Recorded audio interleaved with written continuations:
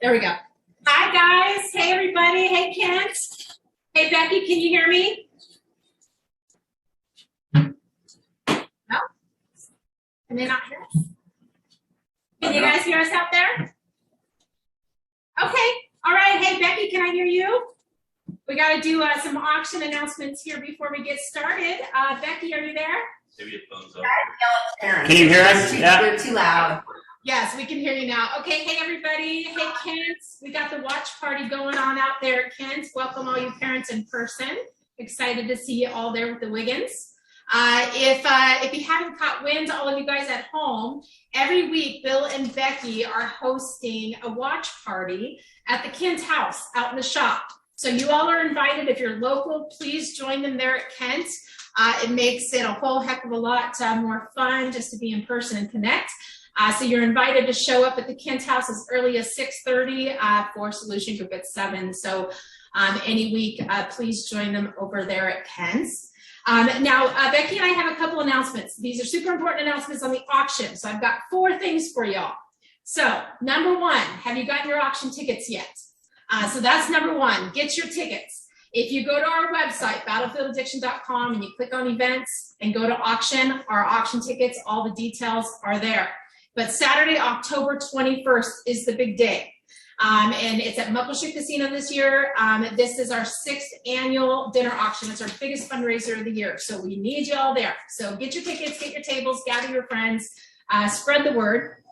Number 2, we could really use your help spreading posters and flyers. And Becky has a bunch right there. She got them right there. I can see them. So if you have a place at your work, if you've got a bulletin board, you can hang up a poster. If you frequent a local coffee shop or somewhere with a bulletin board, please grab some flyers while you're there at Kent for Becky.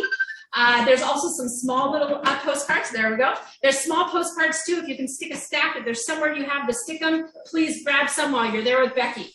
And if you're not there with Becky right now and you're all out there and you could use some of those, we can mail them to you. If you can't swing by the Kent house and pick some up, or in Tacoma at Becky's house, or in Bonnie Lake at Kristen's house, if you can't do that, we can mail them to you too. So let us know, we'll send you a stack. We we want to blanket all the communities with our information. So please help us, we could really use your help with that. Number 3, we're asking for all of you creative people out there that are willing to put an auction basket together, an actual themed basket. So for example, if you haven't been to an auction before, so like people will, you know, what do you like to shop for? If you love to shop for pet supplies and you like to go to the pet store, maybe you want to put a big basket of cool pet supplies together and create this awesome thing. Or maybe you like, I don't know, home decor, and you want to put a basket together, a theme. If you're willing to put a basket together, a big, beautiful, plentiful basket, and you love to do that kind of thing,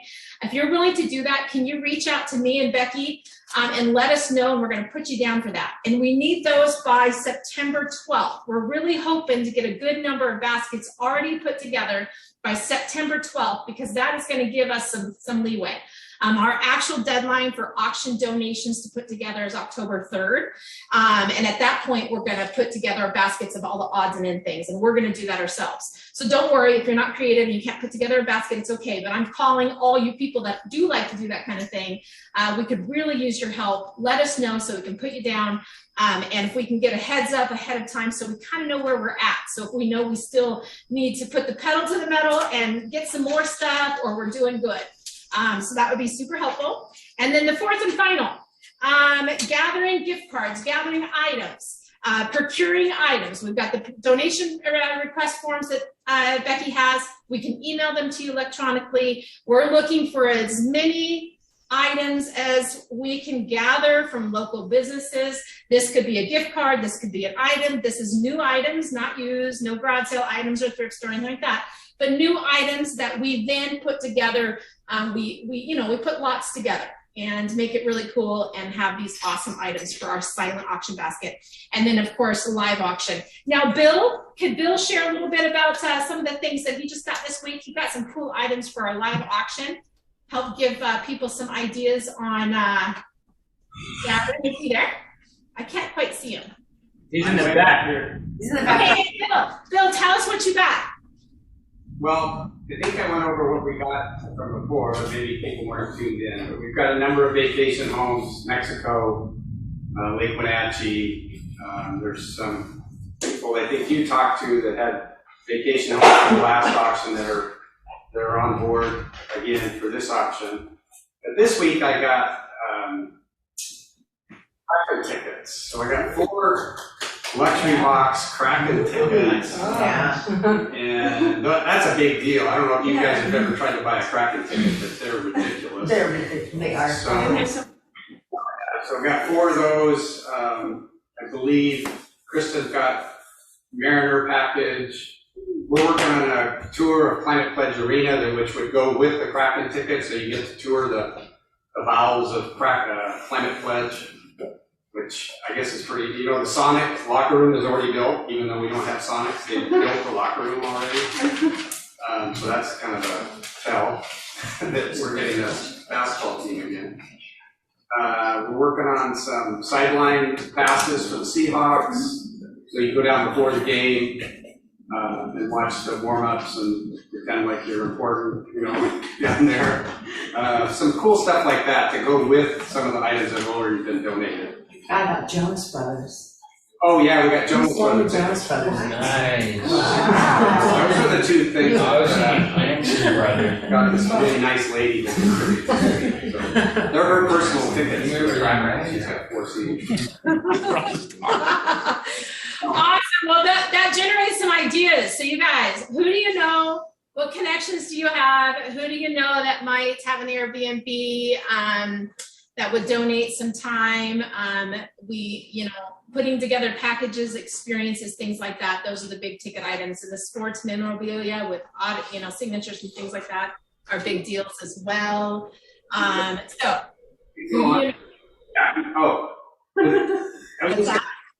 am not a salesman or a procurer of anything, and this lady that donated, I have never talked to her, met her, I don't know her but I called her and she just offered. So I got her name through my neighbor. Oh, okay. So this lady gets all kinds of stuff for auctions, give her a call. So I called her and she's actually disappointed she won't be able to come to our auction because she's on vacation somewhere, but it's just, You never as know. uncomfortable as it may be to ask, it's unbelievable how many people step forward when you just ask that want to participate. Yeah. Yes. For sure. All right, thank you, Bill. And then actually one more thing, I lied, there's 5. Sponsorship. So we have a new revised sponsorship levels this year. The final flyer will be ready tomorrow for sure. But we have levels from $300, $500, $1,000 on up to the $10,000. So we have various levels for different levels of people, like corporations and companies that can give. And we have great benefits to our sponsors. So that will be completed tomorrow. So I will get that out to everybody. But who do you work for? Who can you share that with? And more information to come. It will all be finalized after tomorrow, and we'll have it all in a neat little package. And you moms tomorrow that can join us tomorrow morning at 11 o'clock, please do. We're going to be talking about the auction, answering all of your questions individually too, and getting everybody out there sharing. So thank you, thank you. Did I miss anything, Becky, or are we good to go? I think we're good to go. Okay, fabulous. All right. So, Mr. Kyle Munkers, let me get us off spotlight here and just you. So I don't see any new people out there. So I think everybody knows Mr. Kyle Munkers. Let me turn it over to our Mr. Kyle's Corny Comedy Corner here. Spotlight, and I'm going to mute me. I should. Okay. All right. Well, I decided I'm going to make the next big purchase in my life, and it's going to be another car. I decided I'm going to get a DeLorean, and the latest one I've been looking at says it's really, really good shape, really low miles. It's only been driven from time to time.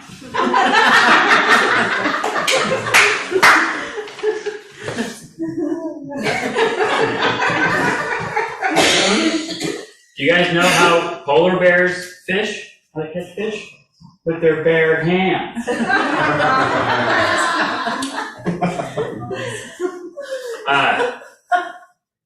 Estes, one of the clients here, earlier, he caught me standing on this scale with my stomach sucked in. He laughed and said, "Kyle, it's not going to help." And I said, "Well, it helps me see the numbers." Because I'm fat.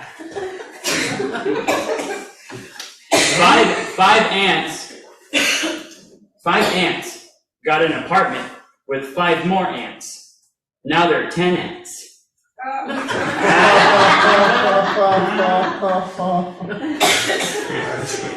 Oh man, speed. Did you guys hear about that ambush we did on some terrorists in the Middle East recently? Yeah, they sent in the fat babies, you know, heavy infantry. Fat babies. They get better, I promise. What do you call it? What does a cat say when it's absolutely sure about something? I'm positive. Alright. A few months ago, not a lot of people noticed, but just on the side, yeah, I've kind of talked about it before maybe, but a few months ago I decided to join a nudist colony. Tell you what, the first few days were the hardest. But after a while, it became a big flop.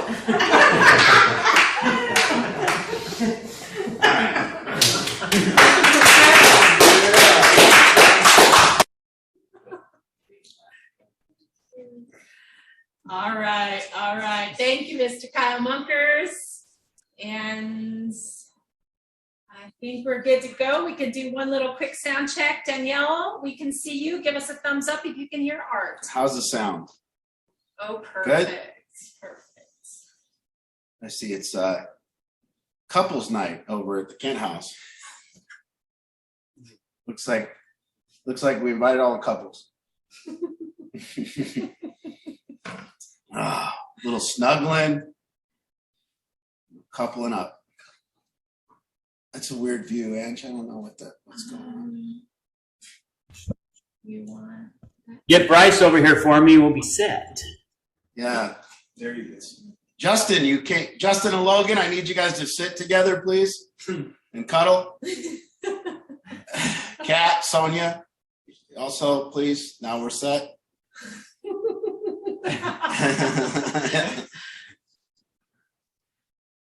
Kids down here, the clients down here go to speaker meetings. And I thought tonight maybe I would give my version of what a speaker meeting would look like. Kind of yeah, this is better. Yeah. Kind of like a begging of, what it is that change would consist of and how this has all happened and how it ended up that we talk about what we talk about and where it went from. And, so of course, a sobriety story has to start out when you quit drugs, which was 2011 is when I quit using drugs in February 16th of 2011. February 15th was the last time 2011 was the last time I ever used drugs or alcohol or altered my mind in any other state. And from then on, I wanted to change my life, and I was aggressive with it. And I wanted to run away from the old life more than I wanted to change my life. I just wanted to be able to see how fast and how much I could do and accomplish and get done. And so I began to run away from my old life in any way that you could. And if anyone knows the story, by the time I was 4 months sober, I had my own contracting company, and I got to be licensed and bonded. Now I don't know how to swing a hammer, or I don't know how to lay cement, or I don't know how to do a roof, or I don't know how to do anything. In fact, contracting based, but I did know how to get people to do it, and I did know how to go sell those people and connect those dots. So I had a contracting company at 4 months, and that went on very quickly until I started the next business, which was a sober housing business, and that went on quickly. We got to 8 houses, and built that up pretty quick, and it was aggressive. And the next thing was buying a treatment center. So within 2.5 years, I'd started 3 businesses, and I was going to change my life. This has to be the way you do it. You get stuff. You work hard. You drive. You work every day. You get more phone calls. But just around that time when I've got this stuff at 2.5 years sober and built this thing up, I was burning up. I hadn't changed. I'd quit using drugs, but what I mean is all the same stuff was there: anger and worry and panic and disappointment and sadness and all these things that were there that I didn't know how to really deal with. And I was burning up inside, and lo and behold, I was holding a meeting. And by the way, I just got sober through the 12 steps. So they made me go in there and say that I was an addict. And that was what I did to compete in the 12-step arena. I went there and I went to more meetings than anyone else would ever go to more meetings. So if somebody told me they did 90 and 90, I went ahead and did 180 and 180. I would go 2 a day. And I thought that was change. I thought if I got more than them in the meeting realm, then I was better than them too. So I was competing in NA, competing to how quickly I could do the steps, and competing to how many books I could read and how many pages, and if I knew the big book. And so I was competing in that arena too. And I was competing in the business arena, and I was trying to prove who I was by running away from, this old guy, Art. And, at this point, I have 8 sober houses put down, and this night happened. And it was a Sunday night, and I had all the kids in a room, and we were in a room like this, in the living room, and we were just talking about the 12 steps. And one of the kids in the program, and his name was Chris Reckner, and Chris Reckner said, I hate the 12 steps. I hate everything to do with it. I hate God. I don't want to talk about it. I don't want nothing to do with it. And lo and behold, Adam Yonker, he came in, and Adam Yonker still to this day, he's not sober, but this kid changed my life. He was in the program there. I see him from time to time now. I try to get him back and try to tell him what he did for me, but he just picked up a book. And before he picked up the book, he said to Chris Reckner, he said, well, you need to know how to put it down. Now, I had never heard a kid say something like that before, so I asked him what he meant. What do you mean, put it down? And he said, well, you need to take your mind and you just got to put it down for a while. And I didn't know how he got that or where he came up with that. So he said, well, Art, I got it from this book here called Power of Now. And he was probably halfway through it. And I ended his reading and said, I need to take that home. So I grabbed the book and I went home, and it was Power of Now by Eckhart Tolle. And I read the book cover to cover by the morning. And something that in that book, what he said was, you are not the thinker. And to me, he said, you are the watcher of the thinker. And in that moment, my life changed. It was the first time that the possibility of change existed, because now he told me that I'm not the thing that's thinking. I'm actually the thing that's watching the thing that's thinking. I'm noticing it thinks and I notice. It thinks and I notice. It thinks and I notice. And that kind of changed the positioning of my life, because I'm now saying, well, look at all these thoughts coming in. They're not really mine. They're just thoughts that are coming in, and I'm kind of inundated by these thoughts. And so now I'm not the thinker. And for the first time, a possibility existed. And then he went one step further, and Eckhart said, you need to become the observer of your own mind. And to me, when he said you need to become and then he talked about presence. So he said you're not thinking, thinking's happening to you. You need to observe your own mind. You can be the observer. And then he said that you can be present. And so a lot of people, what they call this an awakening. And if you're in the spiritual world and you have a spiritual awakening, it seems to make you better than other human beings. So people try to compete in the spiritual awakening world too. I've had an awakening, have you? But to me, it wasn't like that. To me, it was just a different position, a way to live. So all of a sudden, I had this relief from the burning up. He told me if I took a breath, I could be present. He said, just breathe and be present. He said, just pay attention to what's going on in front of you. Connect with this current moment. And now I went on a 6-month acid trip. Life was literally like an sober acid trip to me. It was like, whoa, I can be present.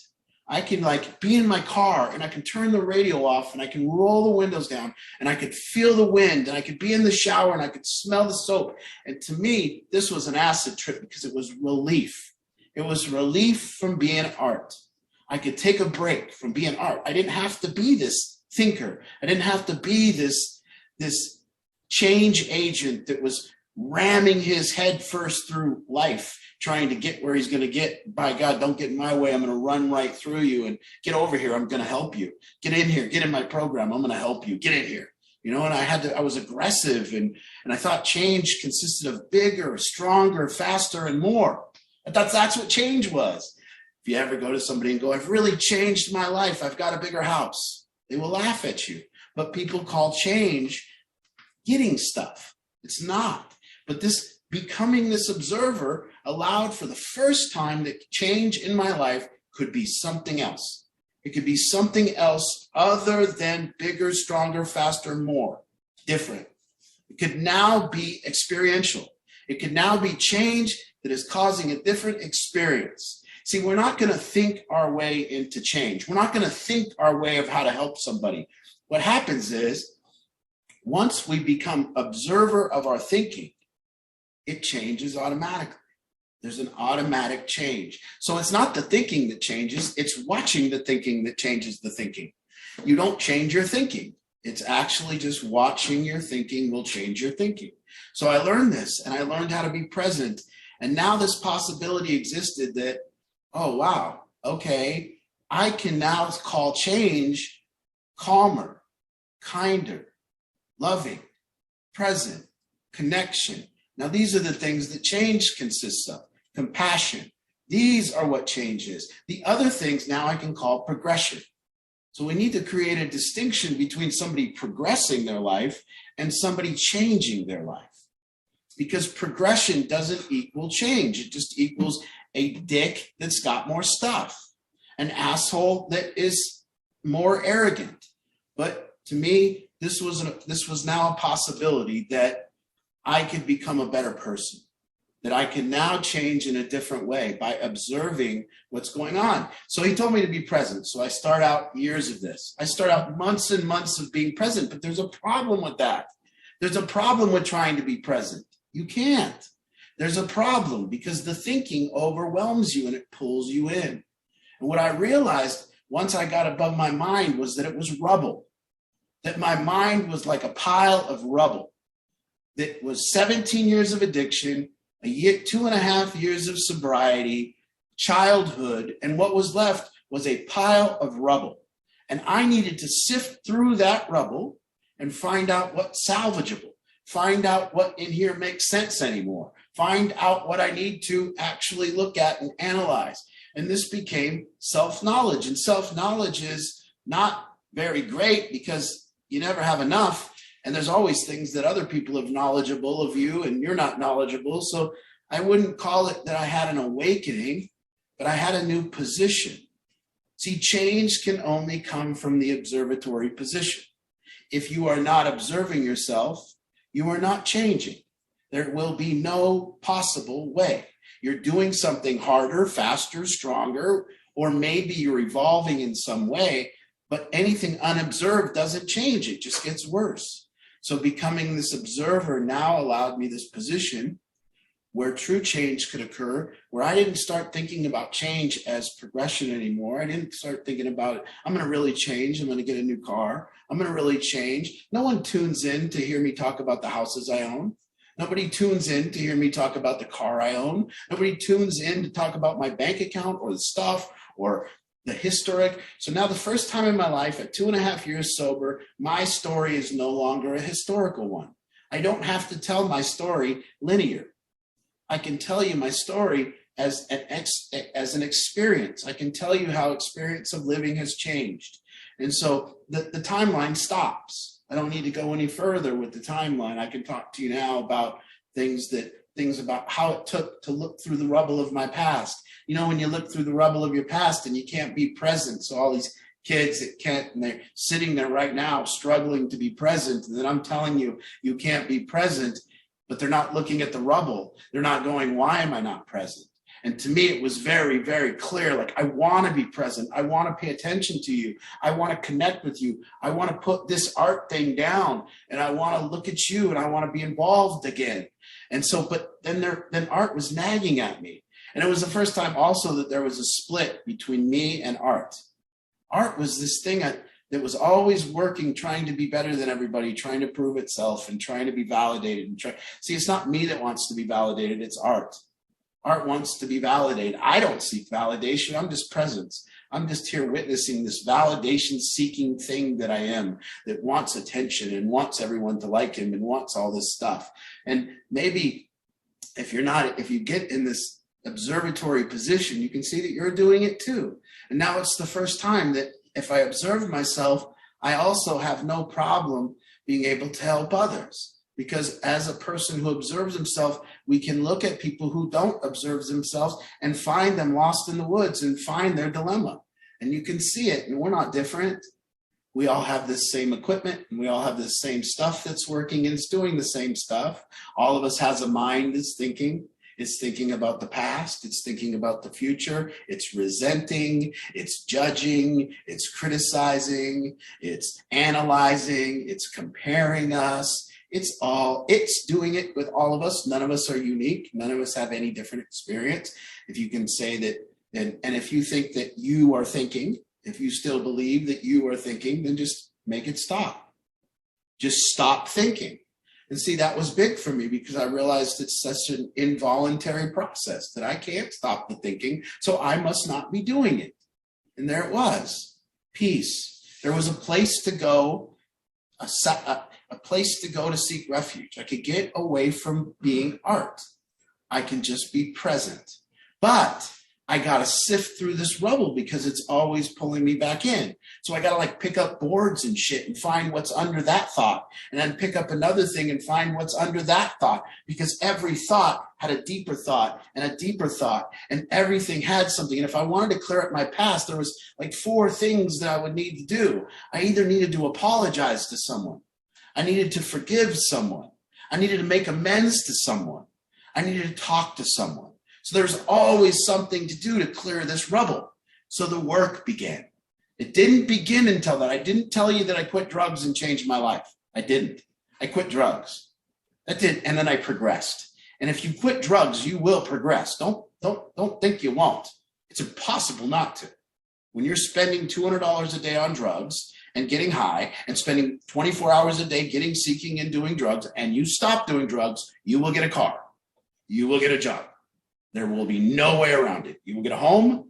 You will get those things. Will you be a nice person and will you change? That's a question. Will you actually be expansive? Will you learn how to live in this human experience and love every minute of it? To love sadness, to love anger, to love this stuff instead of hating it and pushing it away. And so I learned that I could now swim in and out. I could be art, and then I could swim up and be the observer of art. I could now look at the wreckage of my thoughts and my mind, and I can begin clearing it up. Get to the point. And after years and years of clearing it up, years and years of looking at my thoughts and observing them, I've been able to talk to a lot of people. I've been able to make amends to thousands of people. I've been able to say I'm sorry. I've been able to forgive, because I take each one of those thoughts as something I need to do. I need to deal with it. And if the thought nags, I must deal with it because it's stopping me from being present. So I'm up here observing the thoughts, and I can see the ones that I have to deal with. I can put the ones that I don't aside. I can say those aren't important. Stop thinking about that. Just take a breath. I can organize all this rubble. I can do a dump run and throw out some of these thoughts, but I have to be truthful.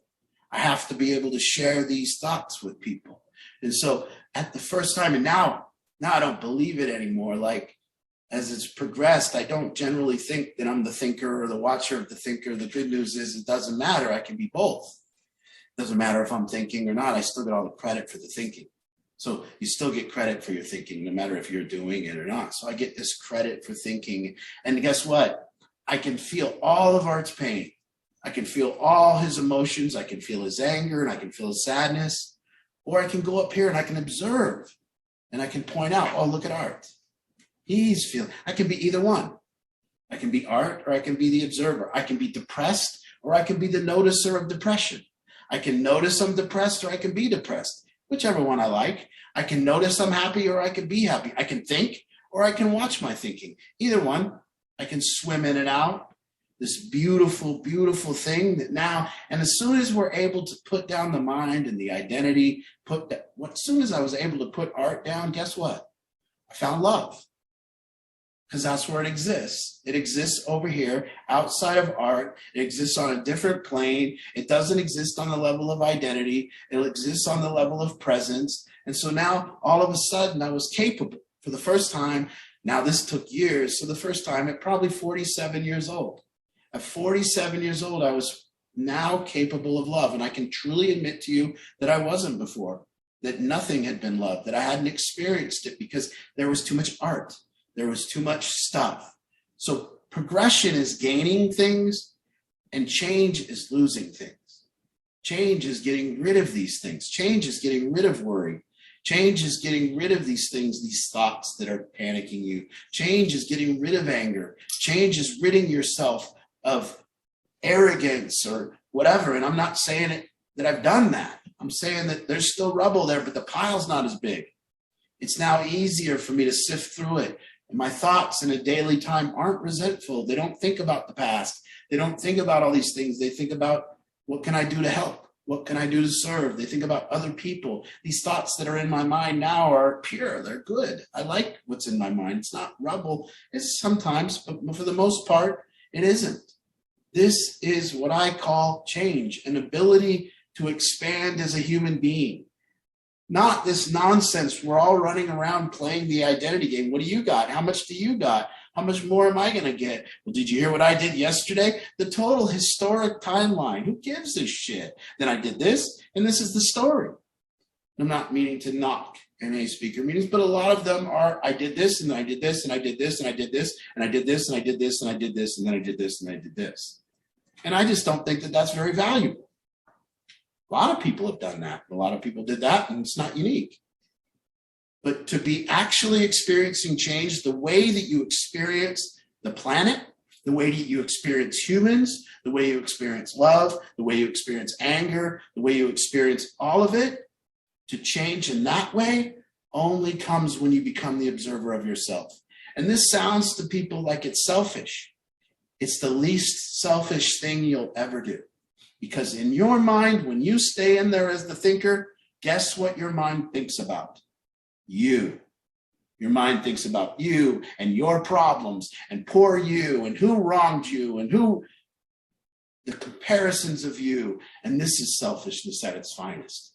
To remain the thinker, to remain in there thinking about your little petty problems, your little, what you don't have, what you need to have, where you're going to get, what you're going to gain. Wait till you get this, then you're going to be happy. Setting these goals, ridiculous. How about a goal? I've never heard anyone set a goal. By next year, I want to be a kinder person. Never heard that. Never heard. I want to develop more compassion. I want to actually have true compassion too. I don't want to have that fake stuff. I don't want to go, when I don't feel it. I want to actually feel compassion. See, I didn't want to tell people I was compassionate. I wanted to feel compassion. I want to feel it. I want to go, oh shit. I want to feel kind. I don't want to portray kindness. I don't want to feel anger inside and try to be kind. I want actually to feel a soft heart. I want actually to feel kind. And I'm not there yet. I'm still trying on that one. I'm still trying to feel kind. And so to be able to change in these ways, I hope that's what we're talking about. And I hope you see that this progression is nothing. And if you're congratulating your kids and they're in the program and you're going, hey, you've progressed. Well, you'd have to be really, really special not to progress. Something would have to be wrong with you. I mean, you have to, what's the alternative? Oh, he's on his phone every day and I'm still paying for him. I mean, either or. That's not change in either way. To change as a human being means to experience this world differently. If you want to help another human being, you might be coming on here to see how you can support your loved one. Observe yourself. You will not support, change, help unless you observe yourself. Will not happen. So start here. People think change is forward. It's not. It's upwards. Change is up. When I want to change, I go up here, look down here at the thing that needs to change. 100% of the time, it's this that needs to change. It's not that you made me think this way. It's that I'm thinking this way. And this thinking is wrong. So I need to look at this thinking. So it's not a forward movement is not change. That is progression. An upward movement changes you. You can look, you can see, you can do it. And you don't have to stay there. In fact, you won't be able to stay there. You will be pulled back, up and down, pulled back. You will go back in, but then can you go up again? Can you get done with an altercation with your family and go upward? I'm not going to go, here's what most people think change is. We had an altercation, you and I. I went and thought about what a piece of shit you were. And now I'm going to come back and tell you in a better way what a piece of shit you are. People think that that's change in communication. I need to tell you why you're wrong. I've went back and thought about it more, and I think I got a different way to tell you why you're wrong. So here it is. Will you listen this time? And we're hoping that the person goes, yeah, you're right. I do need to. It doesn't happen. But real change is when you have an altercation and you go back in there and you say, now, what is it here? What's going on with me? What was I feeling when I said that? Was I trying to tell them that I care about them, but I'm yelling at them? Was I trying to tell them that I care, but I'm angry and anger-filled? What's going on with me? Look at the rubble. See what's going on with you. Am I trying to change people from resentment? You can't. You can't change someone because you resent them. That is forceful and nasty. You can only change someone when you can think of them with love.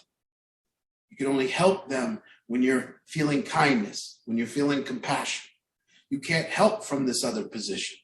So to observe yourself and make sure that when you're trying to help and support, that you're in that mode, that you're feeling that kind of thing, not ramrodding your way through people. So to me, this is my story. My story is about being able to be more present. My story is about learning to sit still. My story is about calming this monkey mind that I had, this mind that just went and went and went, digging through all the corruption, digging through it all, talking to people, communicating, sitting down with someone and saying, man, let's talk about what happened between us, connecting, looking somebody in the eyes, being truthful, present. This is the change that I hope that you're here to talk about, that we're here to do. All those clients sitting at Kent, did you observe yourself today? Because if you didn't, you will find no value in the day. Trust me, you will find some progression, maybe, but you won't find value in recovery until you're living up here, watching your own behavior. So the question is, why do people fixate on other people's behavior? Why can't they watch their own? Why can't they watch their own thoughts? Why can't they do that? And the reason is simple: insecure. I cannot be up here observing myself because I need to watch you because you might hurt me. I need to protect myself from you because you scare me. And so I need to watch how you are, and I need to walk around and perform so that you think I'm cool. And I don't have time to sit and be present because I'm too busy performing. I'm watching TikTok, dude. Come on, man. Look at my videos. They're better than your videos. That's the new performance, by the way. Watching TikTok in cooler shoes than the next guy. What shoes are you wearing to watch TikTok today? Well, I got Jordans while I watch TikTok. Well, what about you? Well, I'm going to come over to Kent House and watch TikTok in some Air Force Ones. Ooh, and my new hat. I got the hat that I saw on TikTok. What are you doing? Is that going to bring about kindness? Is that going to bring about connection? Is that going to bring about the love? By the way, here's the other thing. This Art that was trying to change, he was looking for love. He wanted people to love him. And he thought that if he got a new car, people would love him. And he thought that if he got a bigger house, people would love him. And he thought that if he got more treatment centers and more houses and helped more people, that people would love him. But see, Art didn't know about presence and that he could be observed. And what I found was, once I could be present, people will love me automatically. If I could be there with them, I can find love. I can find the things I was looking for. So while you're busy down here thinking about yourself and what you need to do to get loved, you don't know. You don't know what you need to do to get loved. And you're looking ridiculous, like I was.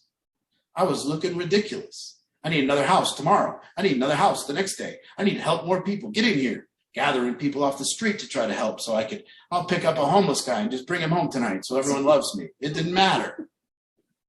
Highly aggressive. I wasn't helping anybody. I was bringing you into my story so I could be heroic. Here, come into my story and prove what a big hero I am. How helpful I am. Come on, tell everybody about me. Come on, love me. I'm better than you. It's the other thing, trying to seek love through competition.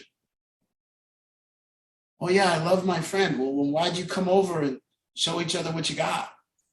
What's that about? Everyone buying the new car, driving over to their friend's house. Look, come on outside. Do you think I'm better than you yet? Look. Yes, I win. That's progression. It's fine. You're going to want to progress. You're going to need a house. You're going to need stuff. You're going to need things. That's fine. That's not change. Change comes, if anybody's run a company before, they know that nothing changes unless it's observed. You know this. You know that your boss will say, we need to observe this, we need to graph this, and nothing changes unless it's observed. It only gets worse. Same with our mind. It does not change unless it's observed. It's stuck in these patterns. You're doing the same shit over and over again. You're having the same resentments. You're having the same thoughts about the past. You're having the same anger. You're coming home and talking about the same dumbass at work that you talked about yesterday. Talking about the same dumbass drivers that you saw in traffic, or you're in treatment talking about your dumbass roommates. That's not change. That's just protection. That's just trying to seek love through our complaints. I have more complaints than you. Love me. Please listen to how important I am. I know how to point out everything that's wrong. I'm so good at pointing out what's wrong. Love me. And we think that's going to work. But nobody wants to hear it. So today, looking into what change is for people, looking into, the work of being human, actually the work of being human, actually dealing with stuff, not pushing them away, actually feeling emotions and saying, I don't hate it, I love it, it's okay. Got this thing down here where every time I ask somebody, and it's a thing in my life, it's a theme, I ask somebody what they're thinking about, and they say, I don't know. Do you see the lie? Is there any time in your life that you didn't know what you were thinking about? Ever? Have you ever not known what you're thinking about? How would you not know what you're thinking about? That would be called sleeping. Then you wouldn't know what you were thinking about. But being awake and being human, and we're in group and we say, what are you thinking about? And they go, I don't know. What do you mean you don't know? The thoughts aren't coming in rapid fire, unless you're, of course, running from a bear. But even that is run, run, run, run, run. The thoughts are coming in one by one. So when your partner asks you what you're thinking about and you say, I don't know, you're lying. There's no other way around it. And because they asked you what you're thinking about, that means that you're not present. That means you're not doing the work of being present. That means you're not doing the work of being human. You're checking out, saying, I'm just going to be alone with these thoughts, and I'm not going to tell you about them, and I'm going to hide them, and things are going to get better somehow, but I don't know. And then tomorrow I'm going to have worse thoughts, and we just continue this process. So look at your own rubble. Maybe look down. Maybe start moving some shit around in there. Maybe start splurting out some honesty. Maybe start talking and saying, this is the way to true change. We want our family to change. That doesn't mean we want you think that if everybody in your family has a home and everybody has a car and everybody is successful, you think your family has changed? Is the resentment gone? Is the anger gone? Is the talking about each other behind their back gone? Is all that gone? Is there love? Or is there just a bunch of assholes with their own house coming over talking shit about their family and enduring each other? And this is tough. But what if it was possible that each person in the family could change? And that meant that each person in the family did their own due diligence, did their own work on saying their thoughts and clearing their mind, their own work on forgiveness, their own work on sharing with each other, their own work on clearing out what's in here and connecting so that we can be present, not present to our thoughts, but present to each other. We can now be present to each other, but not present to our thoughts, and we can sit together and we can go, wow, we've cleared all that up. Remember how we used to talk about the past over and over? Remember how we used to just, resent each other? But do you see how much work we've done to get complete with each other? Do you see how much it's taken to pull each other aside, to gain knowledge of each other's thoughts, to gain perspective, to be honest? Now that's the work that we're requiring down here. And these kids already know the difficulty of getting in the observer position and trying to stay there for 5 minutes. They know. I will tell them during group to get in the observer position, and by 2 seconds after group, they're not. Staying up here and observing ourselves, it becomes a skill. And you're doing both. You're thinking and observing, you're feeling and observing, you're talking and observing. Right now I'm right here. How do I look? Am I portraying the message right? Are people picking this up? It's right here, observing it. What's Art up to? Is he trying to be cool? What's going on? Is he trying to prove something? What's going on with Art? I can observe and talk at the same time. And it's a skill developed, presence, combined with swimming around and doing all of it and going from head to toe and feeling every experience in your body and understanding impermanence. When you do this work, you swim around in here, you understand the impermanence of emotions. They come and go. Right now, anger, I've got it down to about 3 seconds, 3 to 5. There's a burst. If I can outlast it before I say something mean, it's about 3 to 5 seconds where my body tightens and my heart rate rushes and I want to say something really mean. And if I can make it through that 3 to 5 seconds, I usually don't say anything mean. It subsides. I go, oh, there's anger. That's the change I'm talking about.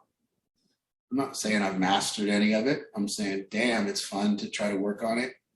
Damn, it's fun to kind of empty your mind every day to people. Be truthful and tell them what's on your mind. I can't live a moment when I have something on my mind that everyone doesn't know anymore. Just one thing. When I have one thing on my mind, everybody asks me what's wrong. I can't hide anymore. So that's how quickly it goes. Oh, Art's not the same. He's got something on his mind. Yeah, good. You noticed. Good. I'm being truthful. But some people have so many things on their mind and so many resentments from the past, and they're just faking it through. And you can't even tell. You can't even tell the difference. That's scary. Do you remember being a little kid? And do you remember being taken by something that took your presence? And do you remember how deep it was when that happened? Remember the first thing that ever took my presence was, well, there was a couple things, but in childhood, one of the things that took my presence was the movie The Day After. It was a movie about nuclear war. And I was like a kid. They showed this movie on nuclear war and what America's going to look like after that day. Jesus Christ, I went to school. I just obsessed. Just sat there at school going, geez, there's going to be a nuclear war and this is how it's going to be. And every plane flew over and I went, there it is. There's the Russians. And that took my presence. I couldn't be present. I remember sitting on the stage of the basketball court and I couldn't play. It's like I told everybody, guys, I can't play. I got to think about the Russians.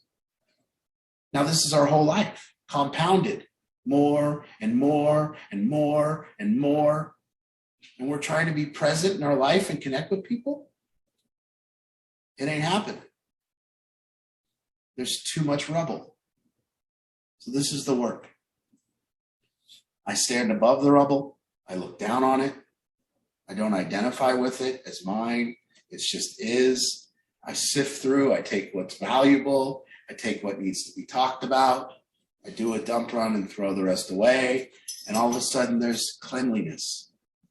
I always imagine people that are depressed.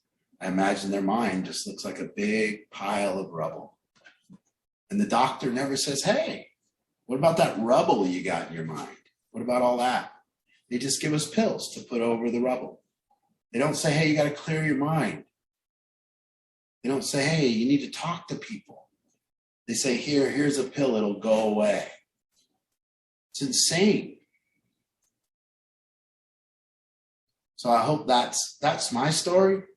Where I'm at today is not much further than where I'm not enlightened. I'm not awakened. I'm present to a lot more things than I was present to before. I'm kinder than I used to be, hopefully. I don't fake it anymore. I tell you the truth. How I feel about you, I know where you stand with me and where I stand with people, hopefully. And I can sit still, and I'm proud of that. I can sit. I don't have to run out and be a bigger art today. I don't have to go.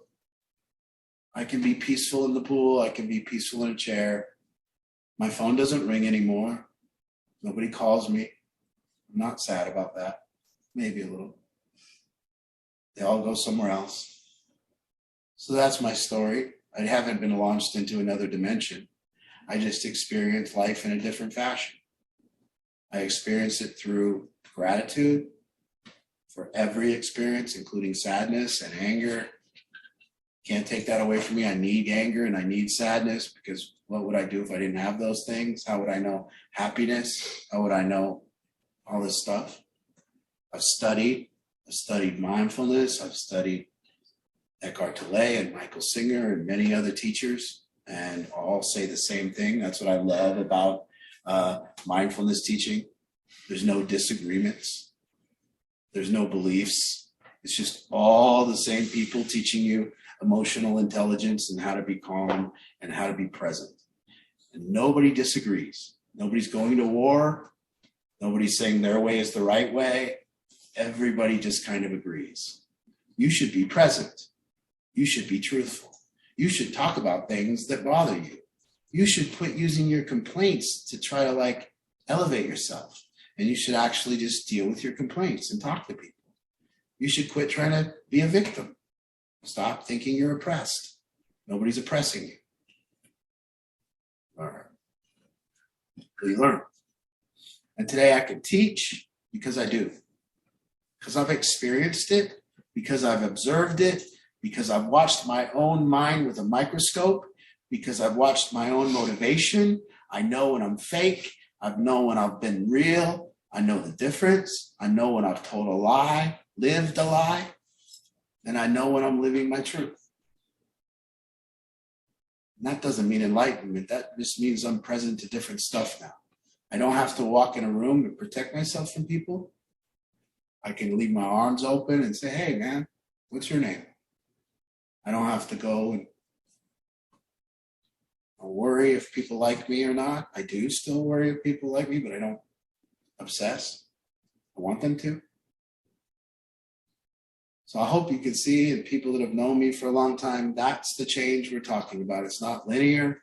It's not on a historical scale. It's not, I did this, and then I did this, and then I did this, and I did this. True change comes when you go, I saw this, and then I saw this about myself, and I saw this about myself, and then somebody told me about myself, and I agreed, and then I learned more about myself. That's change. I saw it differently. They showed me it differently. I experienced it differently. It's not progression, that's change. And it's not historical, and it's not I did, and it's not I've been launched into another dimension or something fake or enlightenment or I'm walking on water or anything. Life's still life. So there's my speaker meeting. It's not bigger, stronger, faster anymore. Hopefully it's calmer, kinder, nicer. More love, less hate. I like that. More compassion, less arrogance. I like that. Humility is something I'm still working on. I don't got much of that. When you criticize me, I'm pissed. I don't like it. If you criticize me, you're probably wrong. You're just not seeing it right. You need to listen harder.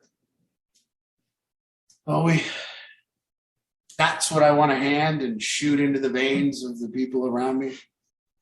Instead of drugs, I'd like to shoot them up with the observer position. Stop being yourself and start watching yourself.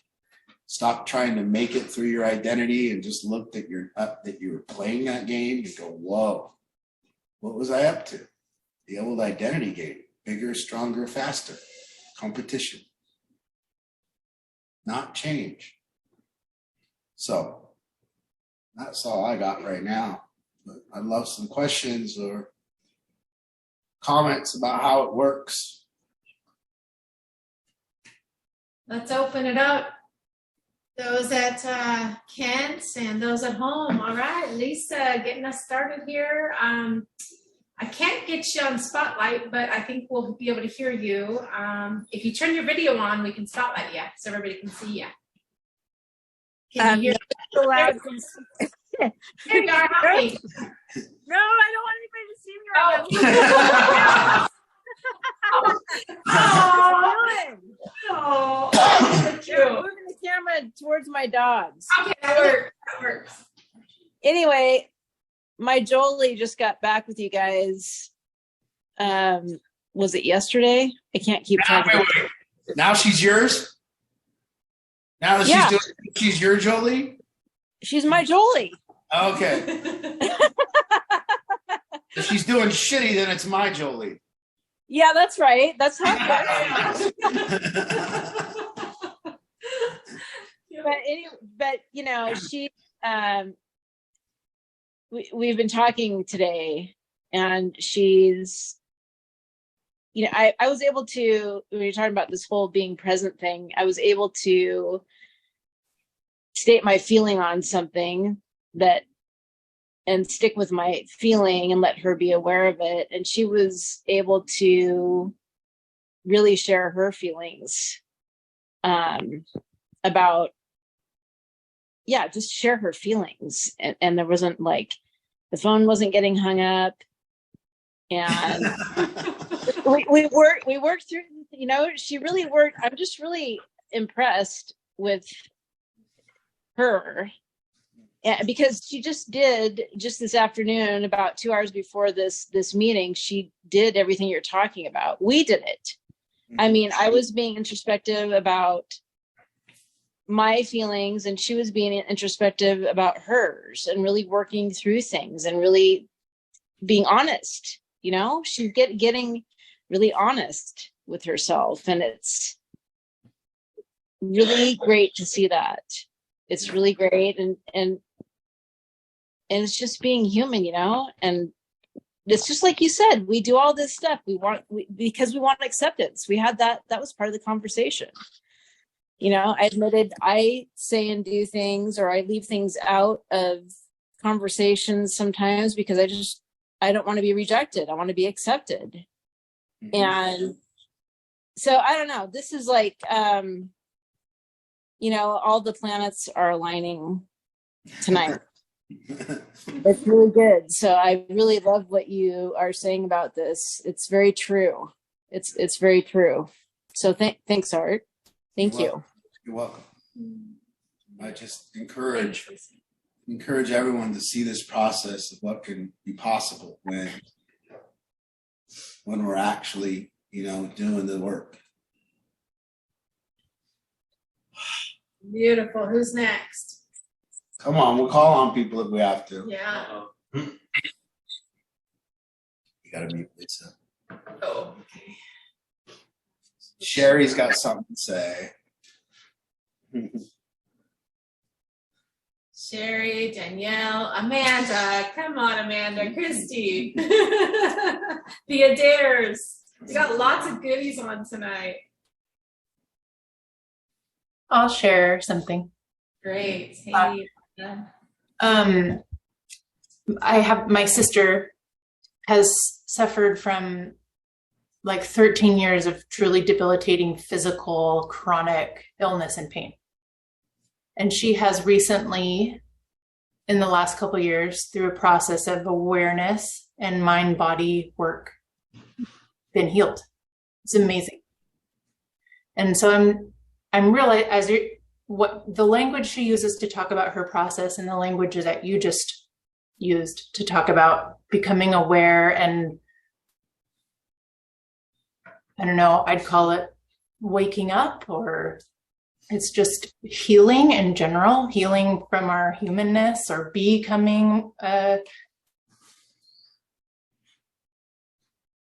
I don't know. I mean, it's the same language in recovery as I'm hearing her talk about as like physical healing, and it's just all of what it takes to be alive and here. I mean, it's not the answer for every physical ail. It's not what I'm saying, but it is incredible. It's the peeling back the onion. It's not being hounded by our, like, freaking out our nervous system with our repressed emotions and feelings, the rubble that you're talking about.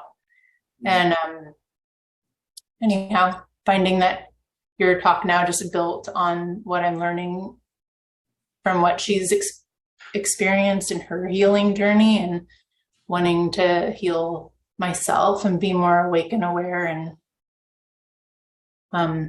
it's hard work. It's not complicated, but it's hard. Mm-hmm. You know, we're healing from the identity game.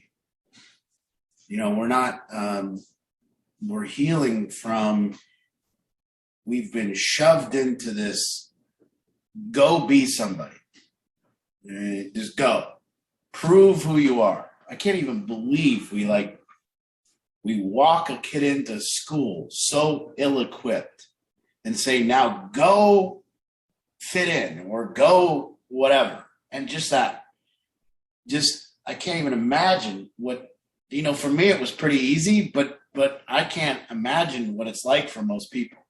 I mean, just to go in there and now go and have this little comparing mind and comparing yourself and what you have, and it just starts there. And we just tell this little kid, go be someone.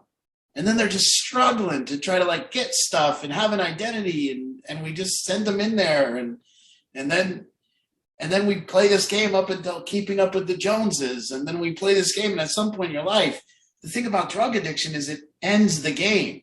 See, it ends the identity game. It erases your identity. It just bottoms you out to the point where I was 37 years old and the game was up, dude. I lost. There was no question that I lost. There was no question, because no longer I couldn't put my identity on paper. What am I going to say? Hey, by the way, guys, go out to my friends at the 25-year reunion or whatever, and go 30-year reunion and go, hey, I'd like to tell you guys I have $80,000 in debt. I drive a 1991 Toyota Camry.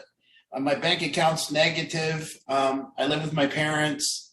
I lost, and I had to recover from that loss. And if you think that if you lost and you're going to now sit in treatment, or you're going to sit in recovery and recover from the loss of the identity game by playing a new identity game, and now basing your identity on being an addict, and now basing your identity on the stuff you get, you're going to lose again.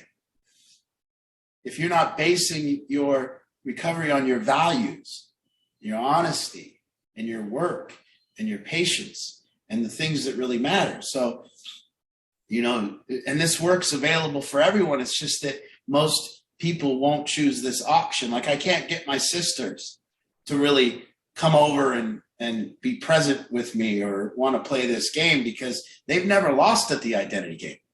They've been fine. They've never got sick from it. You know, they didn't get sick from it. They go on their vacations, they drink a little beer. They've never got sick from it. A lot of people haven't got sick from it. But a lot of us got sick from it because we were tired of trying to be art every day. I'm tired of trying to prove myself, you know?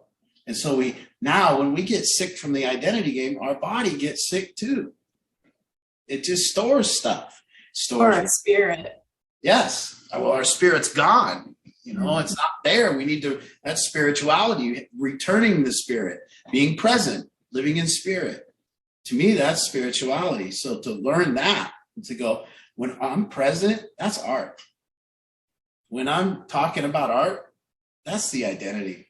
That's me bragging or whatever it is. And so, you know, one of the things that I'm trying to get the clients here to understand is that there's a difference between life and the identity game. That life is now. Life is connection and the experience that it's having in front of you. And there's the identity game. And if you see people, you can tell the difference in whether they're currently playing the identity game or if they're playing life. A lot of people looking at me right now and I can see them and I can see them present and I can feel presence. And that means that people are experiencing life right now. The absence of their identity. So you can tell and you can start locating yourself and seeing what game you're currently up to too. But yeah, I see people that are sick and I know you said, well, it doesn't cure all ailments. I don't know. I don't know, man. I mean, all ailments are caused by it, probably. You know, I mean, these ailments come when we're not doing well mentally. You know, and then very rare, somebody's doing really well mentally, and that it happens too. So it's not exact or anything, but no. A lack of presence will cause sickness. A lack of human connection will cause sickness. Being in your head and having the rubble on top of you will suffocate you. Living in fight or flight, having your nervous system constantly shut down by worry and panic, that's not going to do it. You know, that's going to actually lead to sickness. And if you know, helping your son, it's just this observatory position to stay right here, to know what Amanda's going through, to know the hits he puts on her identity, to know how that Amanda feels those insecurities, and to see yourself there and to look and go, ooh, look what he's putting Amanda through. Not me. I'm taking a break from Amanda right now. I'm going up here. But look what Mike has put Amanda through. How neat. How cool. You know? How neat. No, it is. It's like, how cool. Like, this is the experience you've been given. This is, you know, this is what's happening. You know, it's like, this is very cool. This is what's happening. This is, for me, that's always how life is. That's how you express gratitude to God or the universe or whatever you choose. But to me, that's how I look up at God and go, thank you. Thank you for this. This is what you've given me. Thank you for not taking it away from me. Thank you that I don't have anything. Thank you that I have this. And if anger is all I got right now, I'm going to be grateful for it. And if troubles are all I got right now, I'm going to be grateful for them. These are more of what I've learned over the journeys of change, you know, to experience. I don't think gratitude, I love when people tell someone to write a gratitude list. Here, write a gratitude list. I was going to say, my dog. It's like, yeah, but you're pissed all day. You're not grateful for anything. Then you write a list and you think that that means something. It doesn't mean anything. I'm grateful for my parents. Yeah, I just heard you yell at them. I'm grateful for the sport I get. Yeah, I just heard you yell at everyone there too. I'm grateful for my sponsor. I'm grateful. No, you're not. Because you would call them and thank them and be amazed and you wouldn't have time to write a list. Living a grateful life. I don't have time for lists about my gratitude. I got to express it. It's too cool. This is life. I'm sitting here in front of humans. Like, They're listening to me. This is fucking nuts. I mean, you know, you guys get to do this. And all you people that have been in addiction, you're not dead. How did you not die? Didn't you see everyone dying around you? Your friend died and you kept going. What are you? Well, I'm going to take another hit. He just died. Well, I got to get over that. Jesus. What about the fact that God let you live, that the universe still let you live? Gravy. I should have died years ago.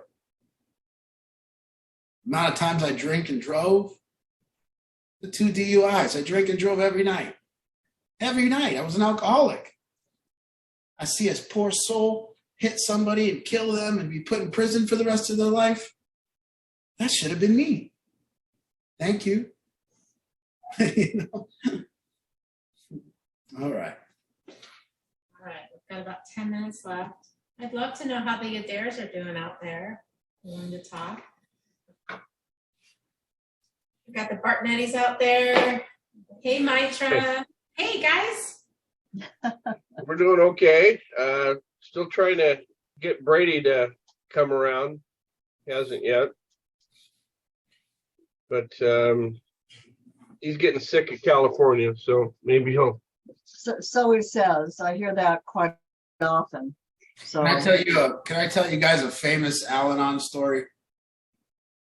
Go ahead. It's a famous Al-Anon story, and I heard it once when I went to an Al-Anon meeting, and I used to attend because I was doing the work I did. I thought maybe I'll do some investigatory things and see what these meetings are like. So I attended a lot of Al-Anon meetings when I was about 2 years sober, 3 years sober, and I used to go just to investigate and see what it was like. And the lady told a story, and she said she prayed every day for, or this little girl every day. She was talking about praying to God to fix her son, to help her son. And this lady told a story of this little girl.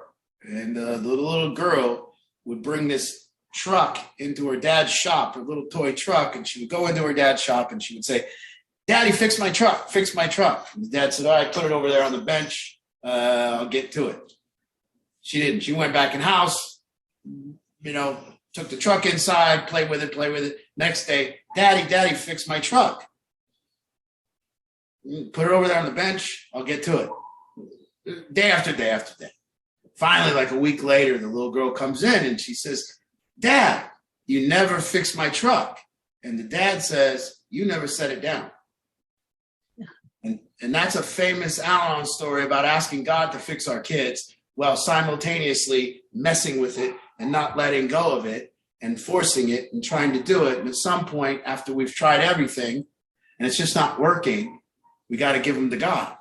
And we got to say, "Hey, God, I give them to you. There's no more I can do here on this front.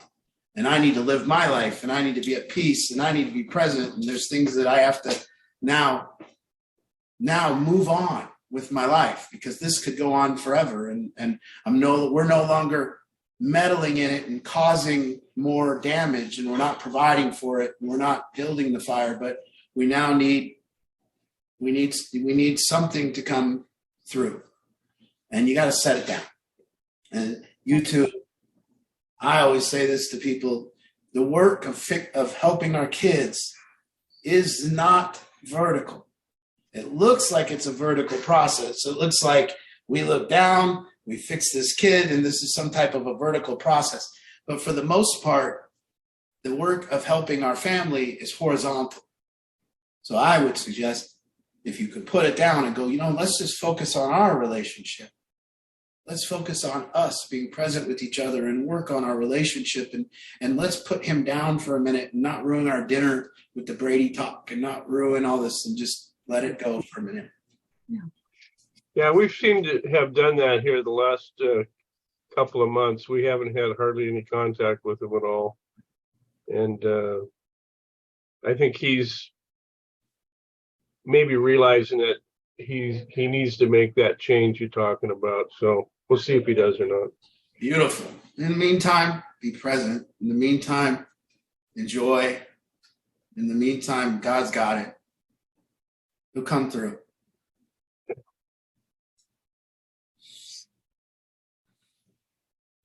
Thanks, guys. Good to see you. Probably the most I've ever spoke about God on a solution group, but I'm feeling it tonight.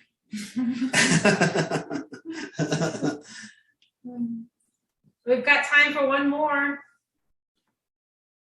Who else out there?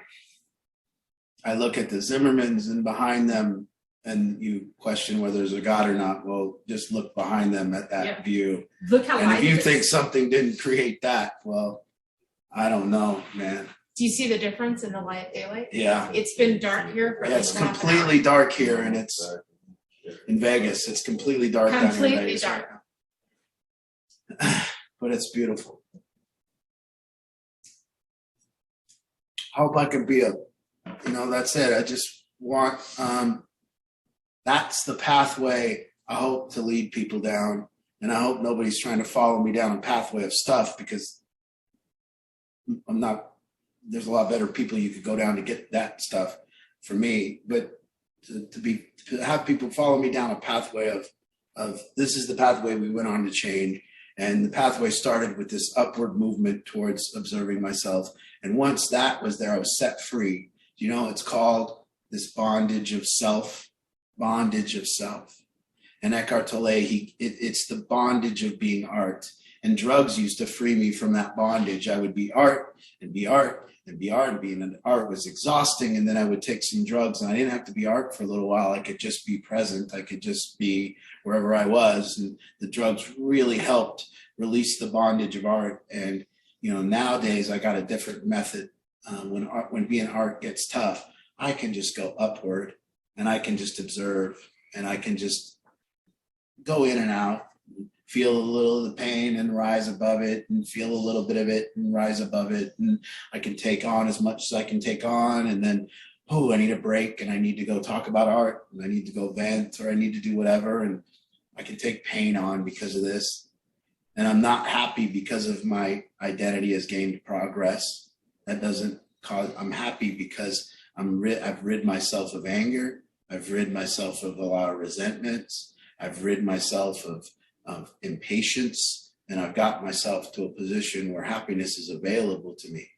And it's available through looking into someone's eyes, and it's available through the me seeing them, not my identity meeting them, and us playing a role together in nonsensical, what do you do? And what do you do? And I do this, and I do this. I sell widgets. And, well, how many widgets did you sell? Well, it's so not. And I used to drive to Seattle, and it's like, everyone just shoves onto that freeway, and they're in the little glass box, and they're looking over at everybody else's glass box. And it's like, ooh, look at your box. It's like, that's not a very nice box. Look at mine. Oh, mine's a nice one. And then everyone rides in their boxes. They have to go get in a big box. And then we're going for a company where they sell boxes. They're like, look at me. And then you go home to your box, and you look at your neighbors and go, oh man, they sure don't take care of their box. Like, look at mine. Mine's beautiful. Mine has curtains, and it's just insanity. Just insanity. I always go to the airport. There's a lot of important people at the airport, or at least they think so.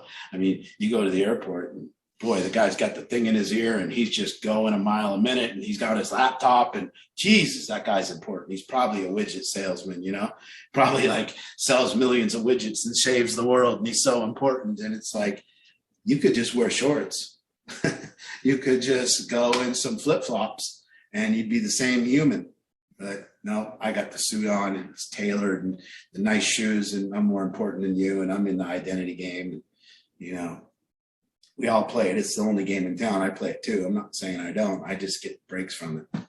And I learned that's not me. That's just fake. That's just the glove I put on. The art glove. I got to put it on because there's no way to see me if I don't have it. So here it is. And there it is. But that's changing my identity does not change me. It does nothing for me. It does nothing in the realm of true change. It just makes other people see me. I don't know how they see me, but maybe better, I think, or whatever, but really doesn't matter. So anyways, and I just beg you to try it. I say, try tomorrow, see if you can be in the observer position and stay up there. Michael Singer says, being in the observer position of ourselves, And saying I'm aware that I'm aware is like standing on a pinhead. You won't stay up there very long, but there's times you can get back up there and you'll fall off and you observe and you fall off and you observe and you fall off and you observe and you go in and out. And all of a sudden now you have a layer of depth. You have something here that's providing change, something that is looked at and something that's growing. It's like shining a light on the thing and it'll make it grow. So that's what I have tonight. Thank you guys, and we'll see you next week. That's great. See you moms in the morning. Can't wait to talk about this. Good night, good night. Good night, everybody. What?